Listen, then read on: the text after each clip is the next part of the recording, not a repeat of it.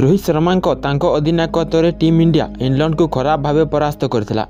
धर्मशाला खेला जाइथिबा शेष test innings एवं 64 रन जीति भारत 5 मैच विशिष्ट सीरीज को 4-1 रे कब्जा करथिला। कैप्टेन रोहित शर्मा लक्ष लक्ष भारतीय प्रशंसकों को चकित कर दैछंती, जो माने ब्रिटिश विपक्ष में बड़ विजय उत्सव पालन करुछंती।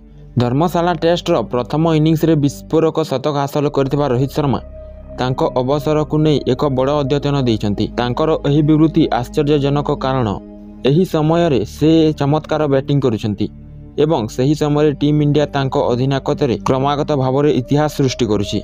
रोहित शर्मा आहुरी कहिसंती जे मु जणे नुहे जे बहुत संख्या को देखे, दल पाई बड़ स्कोर करबा जरूरी, किंतु शेष रे एही दल रे क्रिकेट खेलिबार संस्कृति जहाँ उपरे मु ध्यान देउथिली एवं मु तथापि जहाँ उपरे ध्यान देउछि, मु एक निर्दिष्ट परिवर्तन आनिबाक चाहुथिली। आपण जानती खेलाड़ी माने सेठाकु जाई बहु स्वाधीनता सहित खेलती। मु एही दलरू क्रिकेटर सही परिसंख्यान दिगकु संपूर्ण रूपे हटाइबाकु चाहुछि।